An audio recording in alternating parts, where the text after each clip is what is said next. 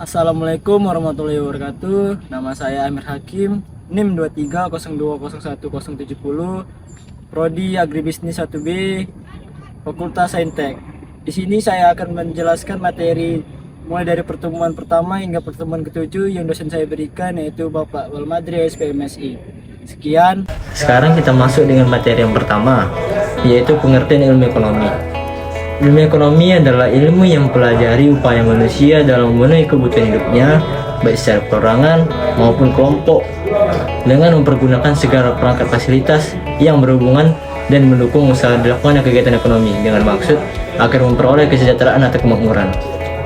Kedua, prinsip ekonomi. Bisa diartikan bahwa prinsip ekonomi merupakan panduan dalam kegiatan ekonomi untuk mencapai perbandingan yang rasional antara pengorbanan serta hasil yang diperoleh. Prinsip ekonomi ada tiga, yaitu ketiganya berkaitan dengan kegiatan ekonomi, yakni produksi, distribusi dengan istilah efisiensi dan efektivitas. Pengertian efisien dan efektif. Efisien berarti yang didapat harus lebih besar dibanding pengorbanan. Sementara efektif artinya apa yang dilakukan harus berguna untuk tujuan tertentu dan sesuai dengan keinginan atau perencanaan. Kebutuhan dalam kegiatan ekonomi sehari-hari. Kebutuhan berdasarkan kegunaan, yaitu primer, sekunder, dan tersier. Kebutuhan berdasarkan waktu sifat, yaitu jasmani dan rohani. Kebutuhan berdasarkan waktu, yaitu saat ini dan akan datang. Kebutuhan berdasarkan subjek, yaitu individu dan kolektif. Kemudian kita masuk ke dalam pengertian ilmu ekonomi makro dan mikro. Ekonomi mikro adalah ilmu ekonomi yang mempelajari perilaku konsumen dan perusahaan.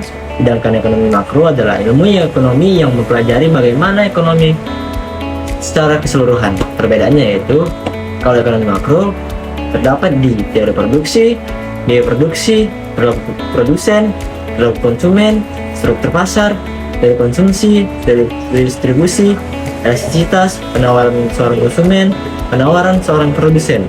Kemudian yang membedakan ekonomi mikro adalah pendapatan nasional, pertumbuhan ekonomi, inflasi, kebijakan ekonomi pemerintah, neraca pembayaran, pengangguran, pendapatan per kapita, permintaan seluruh konsumen, permintaan seluruh produsen. Kemudian kita masuk ke model ekonomi. Yang pertama, ada model ekonomi dua sektor, yaitu rumah tangga dan perusahaan. Yang kedua, model ekonomi tiga sektor, yaitu rumah tangga, perusahaan, pemerintah. Yang ketiga, ada model ekonomi empat sektor, yaitu rumah tangga, pemerintah, perusahaan, dan internasional.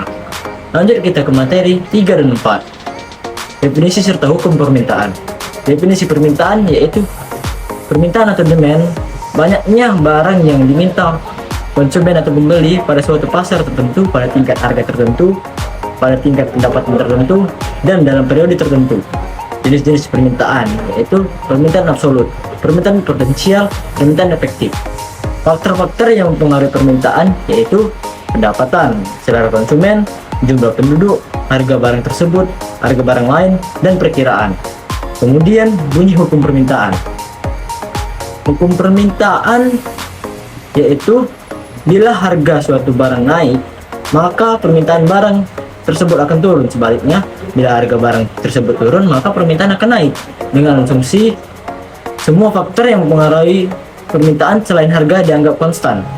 Teori determinasinya dari permintaannya adalah jika permintaan naik, harga naik, begitu sebaliknya.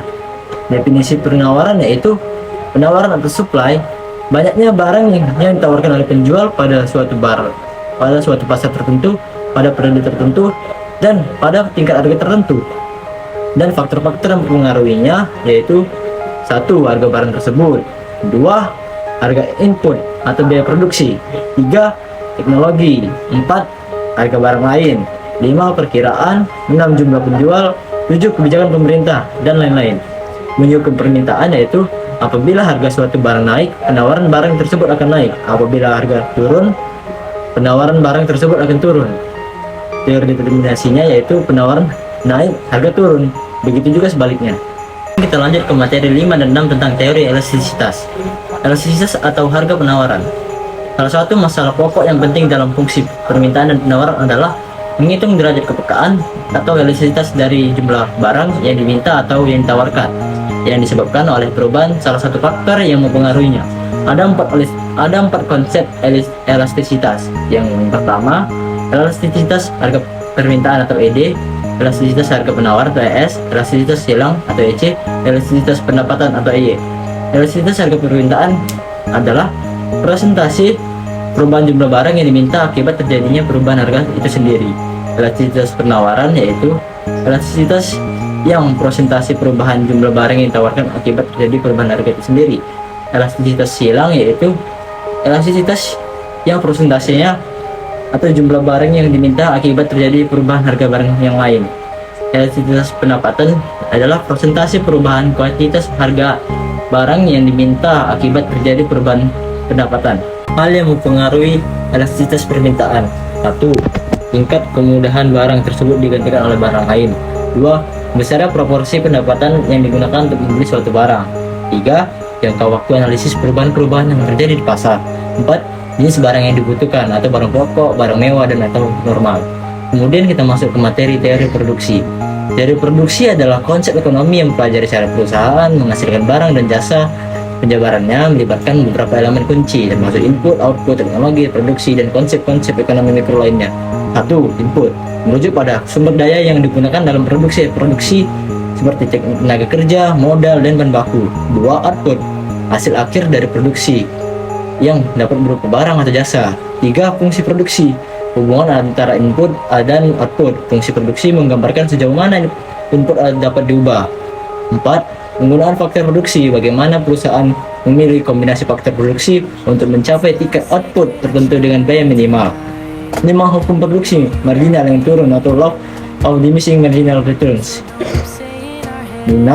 Biaya produksi melibatkan biaya tetap dan biaya variabel. Biaya tetap tidak berubah dengan tingkat produksi, sementara biaya variabel berubah.